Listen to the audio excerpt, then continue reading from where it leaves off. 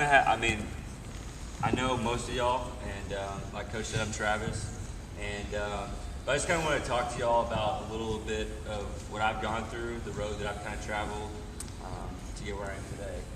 So, how many of y'all want to be an NBA player, or NFL player, or Major League Baseball player? All right, there's a lot of hands, a lot of nice people here. So I was the exact same way when I grew up. I wanted to be, a professional player. That's all I dreamed about, and it was a dream that I thought I could definitely accomplish. And so I continually just worked towards that and tried to keep my focus on how I could become the best athlete. Now, in high school, I played baseball, football, and basketball. We were kind of a small school, kind of like this one, and so I played a lot of different sports. So it was kind of tough for me to narrow down which sport I really wanted to play, hopefully in college and hopefully at the professional level. And it really kind of came to me when I was a junior. That basketball was my thing. I really loved basketball. I loved the game. I just loved everything about it. And that was the first year that I got to meet Coach Reed. He came, we had a coaching change. One of our coaches just got fired. Coach Reed came to town. And honestly, it was one of the best things that ever happened to our basketball program. So y'all should be really excited to have him here, even though sometimes he's a little bit tough. But so junior year, we had a great year. We went to the playoffs, and it was a blast. And that's, like I said, when I really figured out that basketball was something I really wanted to do. And then going into my senior year, we didn't have quite as much success, but as an individual player, I did all right and was able to accomplish some goals. And then that's kind of where my future or vision of maybe becoming the next Steve Nash, or probably not LeBron James, but those ideas kind of started to become a little bit more clearer on where I wanted to go in the future. And so I decided to go to A&M, and I actually was going to go there to play basketball. And so my senior year of high school, I got in contact with a lot of the coaches there, and was able to communicate with them, and it turned out I was going to be able to come down and I was going to be able to walk on as soon as they carried 3 walk-ons, usually on a team, and I was going to be able to come down, I was going to be able to do that, and I was going to be able to continue to pursue my dreams of hopefully continuing on to the next level of playing basketball. And so I got down there my freshman year, and I got to work out with the team a little bit, but they still had a full roster. And so my sophomore year, they had, I came down over the summer and got to play with the team a little bit and got to continue getting closer to that dream. Well, that summer they had a coaching change, and the coach that was kind of helping me get plugged in and hopefully make the team actually left and went to the University of Colorado. And so I had to start back over. I had to go from being somebody that they knew to somebody that the coaching staff came in and basically cleaned house. And so I had a little bit of adversity. And that was really the first time in my life that I'd really athletically ever been faced with a tremendous amount of adversity, because in high school, you're in the gym every day. You have easy access to all these facilities.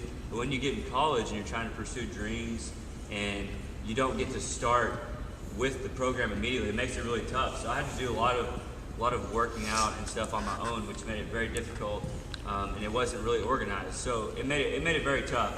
But I still had an opportunity in my sophomore year to go out and participate in a walk-on tryout.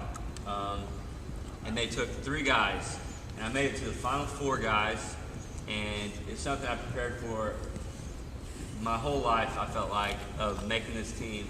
And they took 3 different guys, and I was not one of them.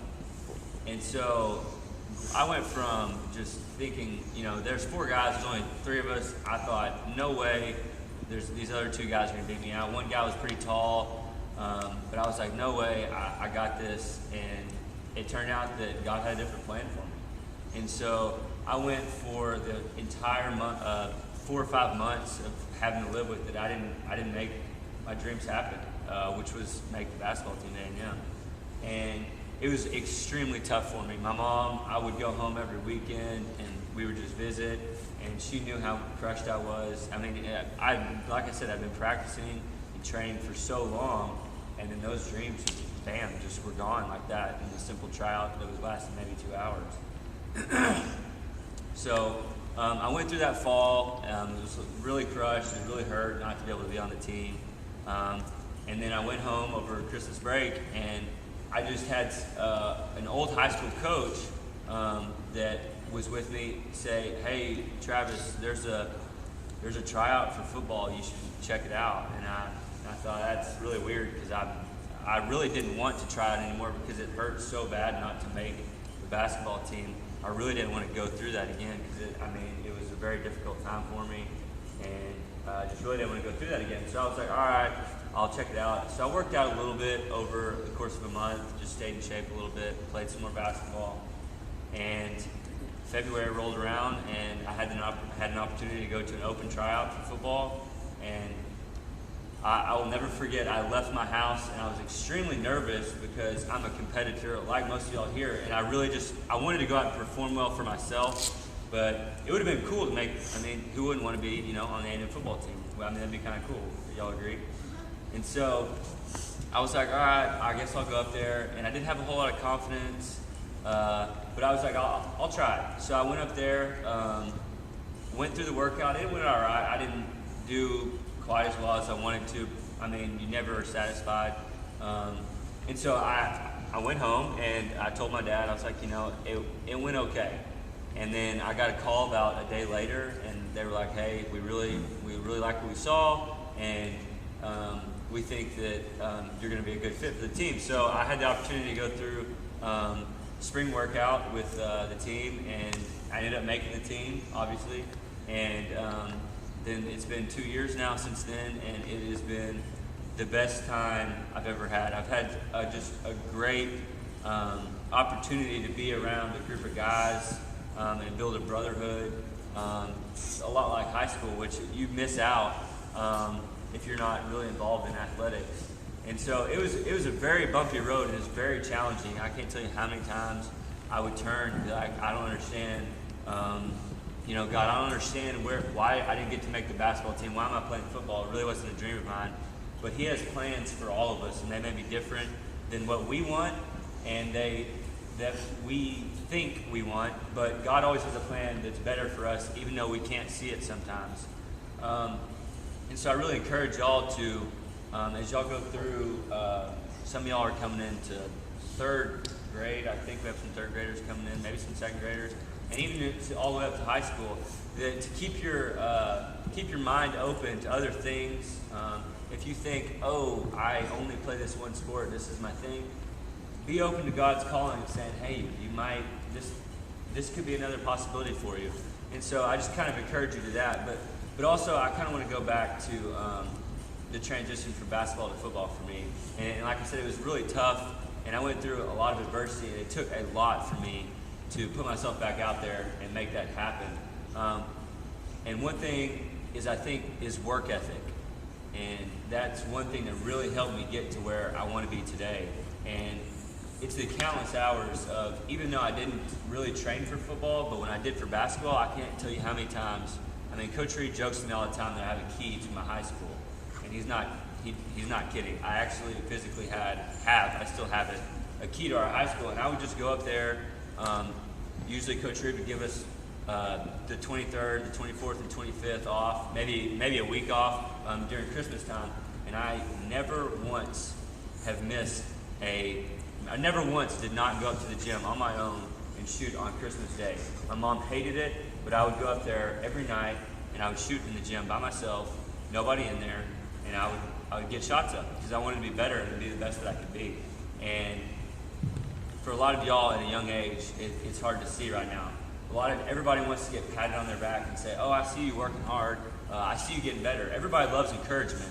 But the biggest thing is what you are doing when nobody is looking. When nobody's watching you, what are you doing? Are you getting better? Are you making wrong decisions? How can you make yourself better and your teammates around you? So as y'all continue to grow up and go along with your future, I encourage you, even if it's not in the basketball, in the sport of basketball, it could be football, it could be baseball, it could be polo, water polo, I don't know what y'all do. And so I encourage you to put shots up when nobody's looking. When the lights go out, be in here shooting. When you have nothing to do, go out and throw the baseball. Go work on your backpedaling if you play football. All of those things, I just encourage you to work at that with everything you have. And remember, the most important thing is that you're glorifying God when you do that. For me, it was tough at first because I always wanted to do. Sports was something that I was very focused on, and it was my world to God. I made athletics something that was very important to me, and I put it up on a pedestal, and I put God right there by it. And so they were side by side, and I can't tell you how wrong that is, and it's taken me nearly 22 years to figure that out. But God should always be our highest authority, everything we look up to. And when we do athletics, when we do anything, we should do it to glorify God. So when you're in the gym shooting those late hours, you do it because you want to be the best, and you want to do it for God, because He is our Heavenly Father, and He's done so much for us, and He gives us grace and mercy and so many things. And I cannot reiterate how important that is in our lives. So just kind of in closing, I've kind of been jumping back and forth. I just really want to encourage y'all as you go along to keep your goals set high. If you want to be an NFL, NBA, MLB player, set that goal up there and try and go attain it. But be willing to know that you're going to have to work extremely hard to do that. And if God doesn't think that this is the best plan for you to be an NBA player, be willing to have open eyes and see that there are other plans out there, and they're greater, much greater than we know, even at a young age. And so I kind of want to close with that, and I just really appreciate y'all listening, and I'll close with some prayer real quick.